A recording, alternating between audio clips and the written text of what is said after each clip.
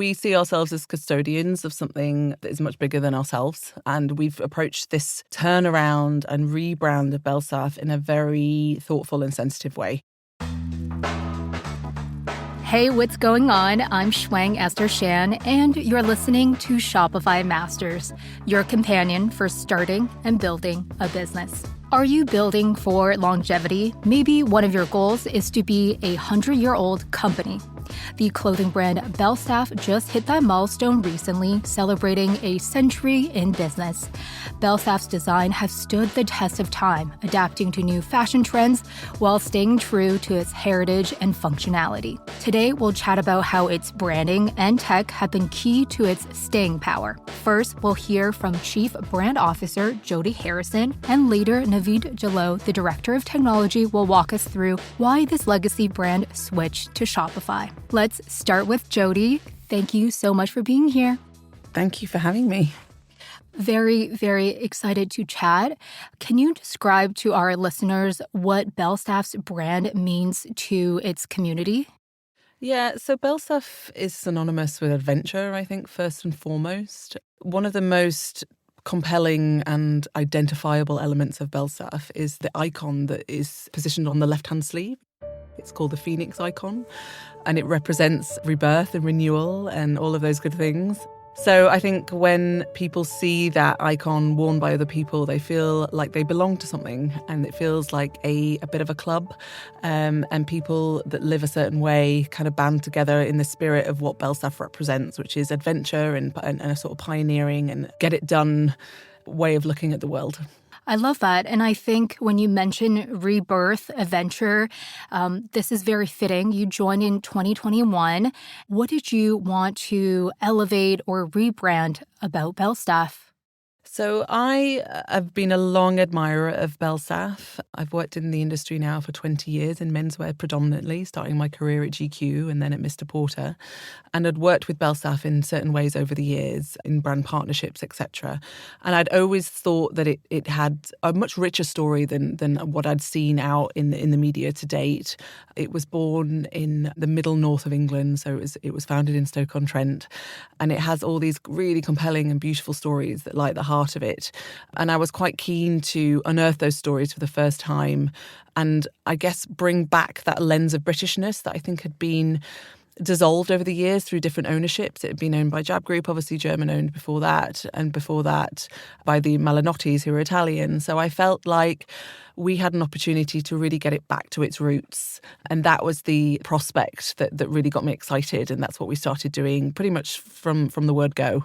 Was there ever a sense of tension between staying true and elevating the heritage and also showing the new and showcasing the new designs? How do you come to reconcile the two sides you were trying to balance? It's the trick, right? It's the most challenging thing to do in any brand, or especially a legacy heritage brand, is to come in and appeal to a new customer base whilst not alienating and upsetting the loyalists who have been there the whole way along.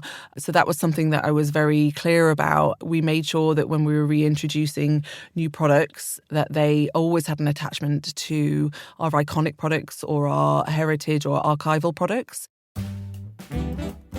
One of the big initiatives I set up was to really take hold of the archive and research and claim back the archive. So we have thousands of pieces now at our headquarters, some of them dating back to the early 1930s, the original motorcycle jackets, and really using those as jumping off points for anything new that we introduced. So it always had a reason and a why for why it existed. It wasn't just brought about for trend's sake. We're not a fashion brand. We're a functional menswear brand. And that's a really clear and very important distinction. I imagine the headquarters is like a beautiful museum and also workspace. So one of the big initiatives is celebrating 100 years in business. Talk to us about the campaign that is the 100 years of Belstaff. Yeah, sure. So when I started at the brand in 2021 as a consultant initially and then went full-time, because like most people that come to Belstaff, you sort of fall in love with the brand quite quickly. So I fell in love and I took a full-time job. That full-time job, you know, one of my key goals was to plan and execute the 100 years strategy, which we're now in, which is amazing to think. Obviously, a few years ago, it felt like it was a really far away, and now we're here and we're in it and we're living and breathing it. And the first thing that was to come out was a book book, which is launched in March and launches in the US in May. And it's called Our First 100 Years. And it really charts, I think, the untold stories of Belstaff and the raw and honest stories that lie at the heart of the brand. So the people that, everything from the people that made the pieces in the factory through to the people who collect the brand around the world. And there are global collectors from Japan to sort of, Nova Scotia even. We found collectors in those regions that really go out of their way to hunt and find old pieces of Belstaff. And there's this whole trading narrative that we had no idea about that I really wanted to tell in the book. And then obviously we launched the 100 Years campaign as well at the same time. And that focused on something which I thought was really important, which is focus on real people and the real stories of Belstaff. So we didn't use models, we didn't use celebrities. We actually focused on 9 people who have some connection to the brand. Everyone from Harry Grosberg's great-grandson.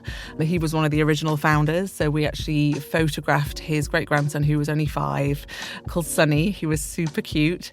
And then we even photographed Ollie, who is our current menswear designer. So he's actually designing like the new products for the new audiences and the younger customers to make sure that there was a reason why everybody was there and that they all had an attachment and an affection and a story to tell.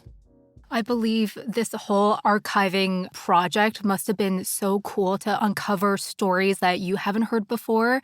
Was there another story that really caught you by surprise that you didn't think you'll uncover throughout the process? Yeah, so I think the collectability of certain pieces I was quite shocked by, like mainly because of the cost of some of these pieces now. It's like a rare car when you find a barn find. You go into a barn and you find an old car that obviously nobody thought existed anymore, and it's got the original, number plate on it and all that kind of stuff. Belstaff has got a similarly sort of a hunt and find mindset around it. Like there's a lot of people globally looking for the earliest pieces.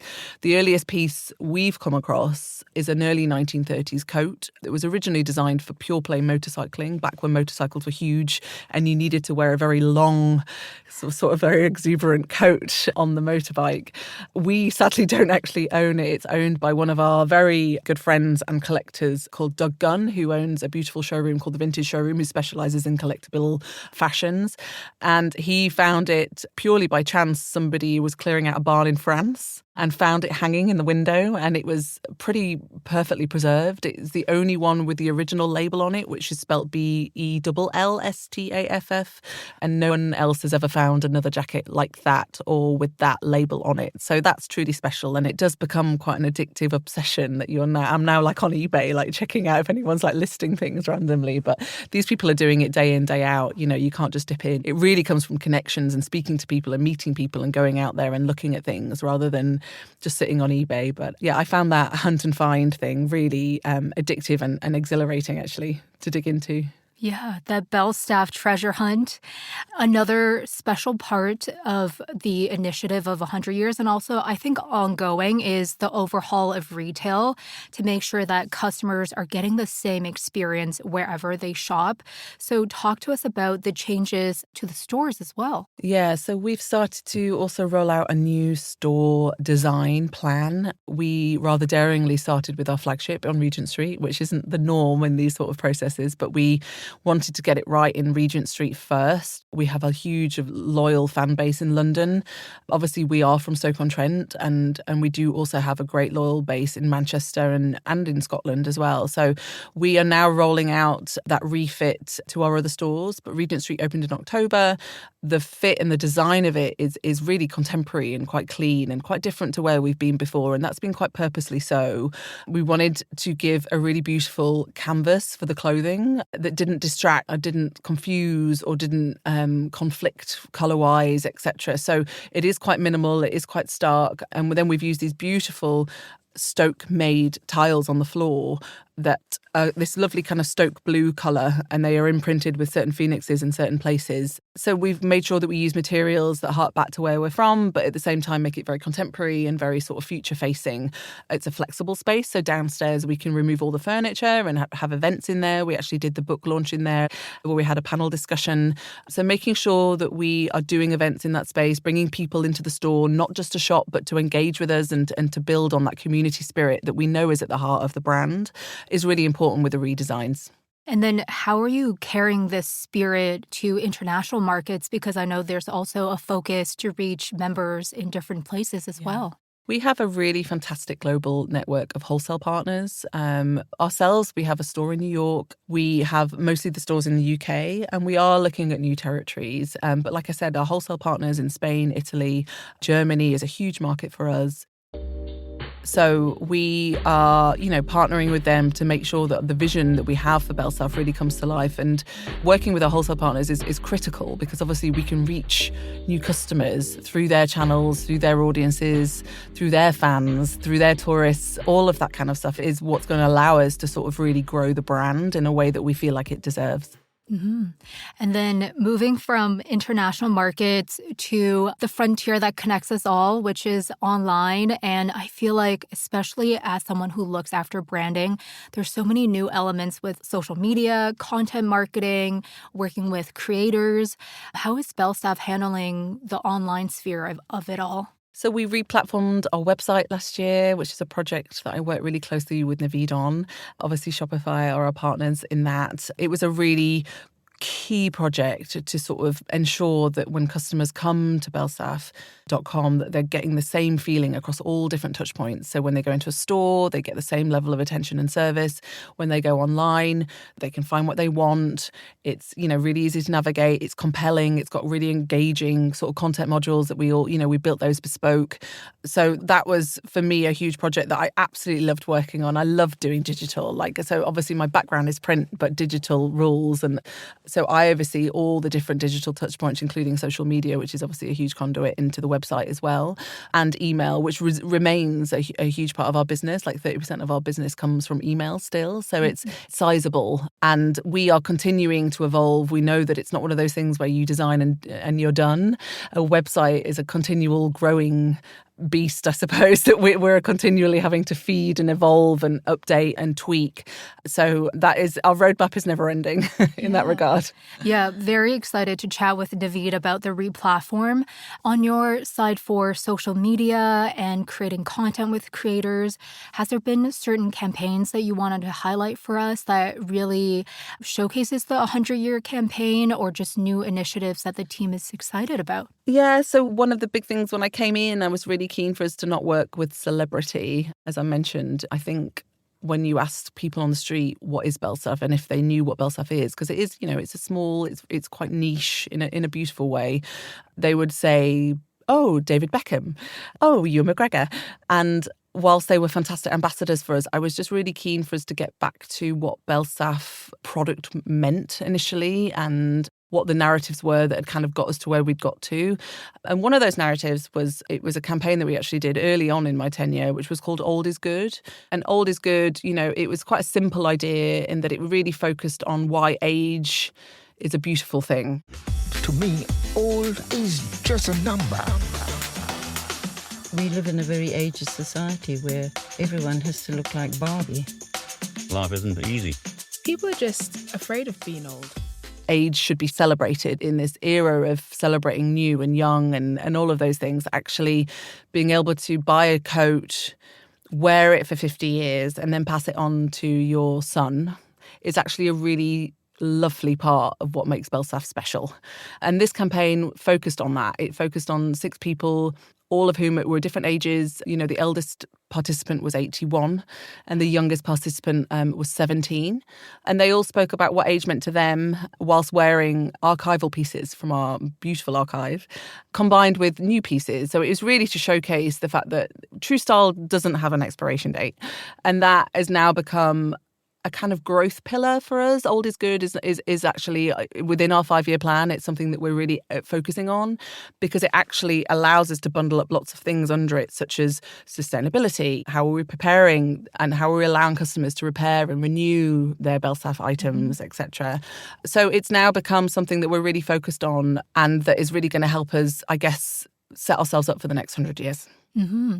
And I think it's so fitting because I think social media is a lot more aware. A lot of people talking about cost per wear and investing in good vintage pieces. Well, to close off our conversation, I would love to hear what you think is essential for a business to last another 100 years. So I think people. I think we see ourselves as custodians of something that is much bigger than ourselves. And we've approached this turnaround and rebrand of Belstaff in a very thoughtful and sensitive way, if I'm being honest. Like that's number one, why we get up in the morning and what we think about. Fran, our CEO, and myself, we talk about it all the time.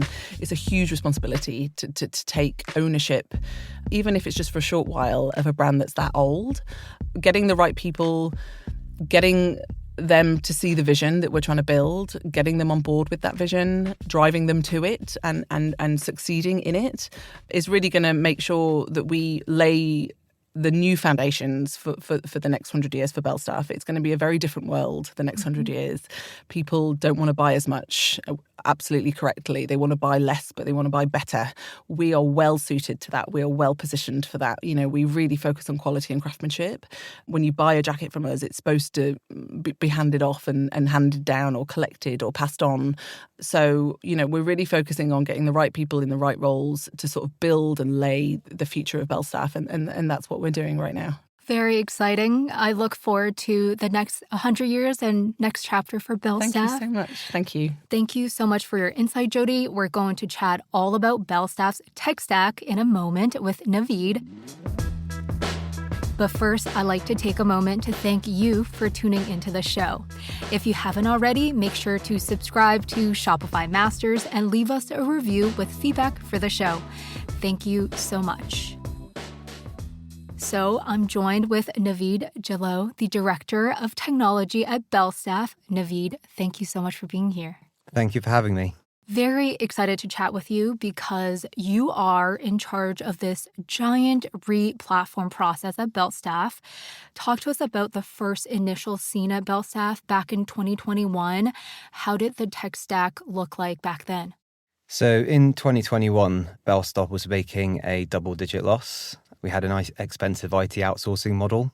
The technical debt was building up, and the architecture was a black box to us, so we didn't really know what was behind our requests and how complicated the systems were being built. So we kind of had to make a change in 2021. As part of that change, we had to re-platform everything. Some of the issues we had were around the online website, our point of sale, and our ERP system, which were really monolithic and complicated, and we had key man risks across the business. So, you know, basic tasks relied on key people to do, because some of these systems were not intuitive for sort of the wider business to use. We had sort of inefficient IT and business operating models. So if you wanted to sort of make a change, it would take quite a long time to go through a process to make that happen. And the company structure was quite complicated for the size of the company. So there was a large number of steps to follow whenever you wanted to do something. And the complexity increased because of Brexit as well. So enter Mission Phoenix. Love the name. It's so fitting. And that was the the thing that basically saved us. So led by our CEO, Fran Miller, this project was about, just changing, ripping out the old, coming in with the new. It was a completely brand new greenfield project. So we had pretty much a clean slate to start from. And this meant we had to sort of relook at how we did things and try and improve them. And so we started this process in 21. This sort of looked at our point of sale proposition, our online websites, our ERP systems. We chose Shopify as our sort of point of sale and our e-commerce platform. Wow. I know that last sentence is just a mere phrase, but I know that trying to convince a company or at least look at different options and pick one, that is such a tough process. And there's a lot of decision makers and red tape.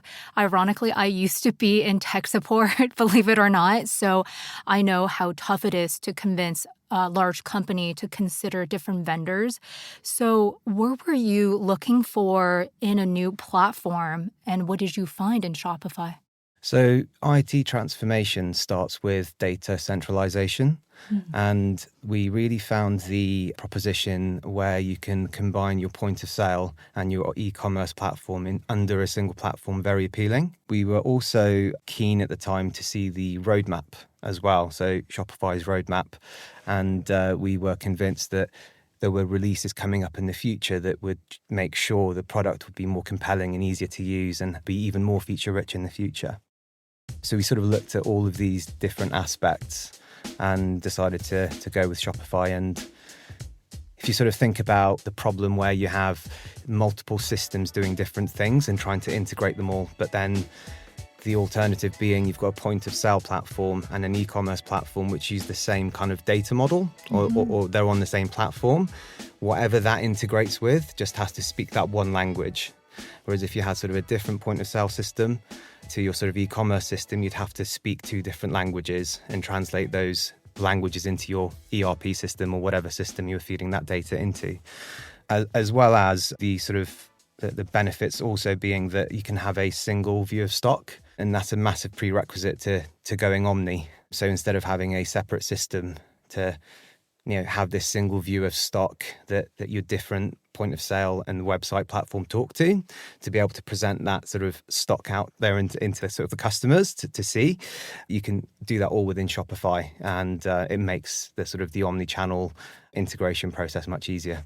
So a big hurdle for corporations is the fact that even though the system is broken, it's a system that we know. So learning a new one seems really time-consuming and also requires a big financial investment. How did you convince your teammates that Shopify was worthy of a switch?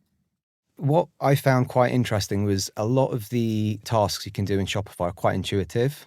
So the user interface, sticks out on me quite a lot. When I looked at it, I was like, okay, I can actually probably pick this up really quickly. But also, if there was things that you were not sure about, there was a lot of, helpful articles out there that you could read and quickly sort of attuned to how Shopify worked. So in any, IT transformation program, you've got new technology, you've got new applications that you're trying to roll out to the business. And sometimes you get a level of resistance.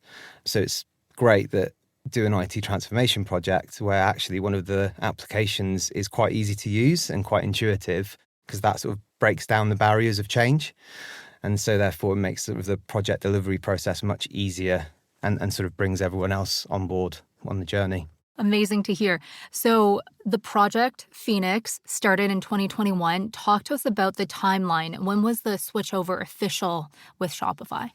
So Mission Phoenix, we went live with Shopify in October 2021, but it was more than just sort of the e-commerce and the point of sale platform. We had a new ERP platform, we had new middleware as well. So it was a sort of a big bang go live. And we have been sort of developing and building on top of that since then, whether that's customizing our website further to make it more compelling to our customers and improving the customer journey, or whether that is sort of improving our ERP system or our integrations to sort of allow more functionality to the business. We've just been sort of working on multiple phases year on year to make our IT infrastructure more agile and sort of easier to use and more feature rich, really. What does the Belstaff shopping experience look like now? Oh, it's so different now. The website is very compelling. It's got an excellent sort of customer experience journey. Our technology stack that supports that is great and easy to use.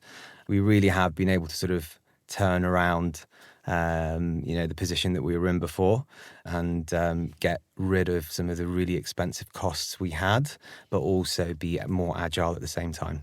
Amazing to hear. And I love that Belstaff is using both e-commerce and also the retail hardware point of sale system. Talk to us about just getting more data points and the ability to understand customer profiles when they shop in person, online. How has that been able to help the Belstaff team understand its customers better too? Yeah, so sort of going back to IT transformation is really about data centralization. The one platform view plays to that. So if you've got a customer shopping in the store and the same customer is purchasing something online, you're able to sort of have that single customer view and then sort of see their purchases. And that helps us build that customer profile up rather than having sort of these bits missing in our data, where we have sort of anonymous customers come into the stores and not being able to sort of share that data with any of our systems. So it's sort of helped with that. We've also integrated other systems with Shopify, those systems rely on that full, complete picture of customer data to help with our email marketing campaigns, for example. So yeah, it's been really helpful. Yeah, exactly. Especially that Jodie has mentioned over 30% of customers come from email. So really helps you to understand the different customers. Of course, you're customizing and building on different features that Belstaff team would like. Has there been any apps or tools available within the Shopify ecosystem that you've really enjoyed implementing? Yeah, some of the sort of the out-of-the-box features I quite like to use. So the omni-channel features, for example, have been really helpful. You know, you can have an architecture where you have an order management system sitting in between your e-commerce platform and your ERP platform. And that sort of order management system is responsible for doing the order routing. So whether, you know, the order needs to be sent to the warehouse or the store, it also has a one-stock view, so on and so forth. That's kind of one way of doing it. The other way is actually using Shopify to kind of do some of that for you. So Shopify does have some out-of-the-box features which are really useful, such as order routing or making sure that when a customer places an order, you split that order as least as possible. So you want one location to fulfill that order rather than splitting that across multiple locations, because that would then mean more overhead, more costs, so on and so forth. So some of the sort of out-of-the-box features like that I've enjoyed using in Shopify. But I'd also like to sort of call out that we were a headless setup. Our website and the presentation layer is separate to the e-commerce layer, and worked with an agency called Soon, who have been brilliant in helping us develop a really compelling website. And of course, to do that as well, we need good API documentation, because, you know, when third parties want to integrate with your e-commerce platform, there needs to be good API documentation out there, which Shopify has. And it's made that process quite easy for us as well. Well, easy is probably a trivialization, but it's made it as straightforward as it can be. Yeah. And headless, I feel like it's so important for the fashion, or I think like design focused industries, because you do want to have that flexibility to showcase, you know, editorialized beauty of an online store that you imagine, but still have that foundation of Shopify. So Exactly, yeah. It gives us options, you know. So with technology, we all want options. So if there's a new technology that's coming out that is supposed to be doing X, but also it allows the ability to be headless, that's far more compelling as an option to someone than if, you know, an application was released and it could, you know, not do headless. It can only sort of, everything could be done only within that application. So, you know, in this sort of day and age that we work in, that's really important, is to have that sort of ability to be able to integrate different systems and have the option of building a headless website which can be customizable. And our brand demands that, really. We want to look different. We want to look unique. And the headless setup allows us to do that. Mm-hmm. I always love chatting with my developer friends at work, because I feel like they're actually building the ship that we're sailing on, or the rocket ship that we're jetting on, which reminds me of our conversation. So I guess a lot of the times the work that you do, people don't quite see everything because it is so behind the scenes. Has there been anything that people might not know on the surface, but you really wanted to talk about it? Yeah, I mean, this is quite an interesting topic for people who work in IT, because we are sort of seen to be behind the scenes generally. Mm-hmm. Every opportunity I get, I show our application architecture to everyone, which has got basically loads of boxes and loads of lines which, you know, show everyone how complicated, far less complicated than what we had before, but just how complicated our IT landscape can be. And it's really just about sort of presenting information in an abstract way and not sort of diving into too much detail, just to make everyone aware of sort of what we're working with. Whenever there's an opportunity, I'd like to throw the architecture map up and just go through it and not spend longer than a minute on it. Amazing. Yeah, well, that's an amazing TLDR that you can throw out there. And of course, I would love to hear from you. What do you think is essential for business to last the next 100 years? Technology changes all the time. And, especially in retail, retail's a very exciting industry to work in when it comes with technology. But other industries, for example, might have a little bit more red tape, might be more slower moving. So it's a very, very exciting place to be. So I can't actually predict too much into the future as to what the stores might look like in 20 years' time or what the websites might look like. But there are some interesting developments out there like VR headsets. And, it's about looking to see how they work and how you can use those technologies to make your websites more compelling. There's technology out there that you can implement in stores where customers can sort of interact with your products, which could then potentially trigger a hologram or a video of that product. There's a lot out there, not to mention AI, which, I think is an interesting area. I think a lot of people do talk about, and I still need to sort of see exactly, other than sort of product recommendations, I still need to sort of see the more compelling use cases that would be sort of relevant to luxury brands. So it is interesting. We're quite early on in the journey, but we are looking at use cases there as well to see how we can help operate more effectively. But yeah, you never know where we will be in 20 or 30 years' time. But one thing is certain, is that there will be change. Yeah, and I think being comfortable knowing that the only constant is change, I feel like that helps any business to try to reach the next 100 years. So thank you so much, Navid. Thank you very much for having me. We heard from Chief Brand Officer Jodie Harrison and Navid Jilow, the Director of Technology at Belstaff, in today's episode. This episode of Shopify Masters is recorded at Wardour Studios with the help of Tom Barry. Our show is produced by Megan Coyle and Gogo Zoger. Our engineers are Matt Shorts and Niku Betlam. Benjamin Gottlieb is our managing producer, and I'm your host, Shwang Esther Shan. Come hang out every Tuesday and Thursday for brand new episodes and share this episode with a fellow founder. We'll catch you next time on Shopify Masters.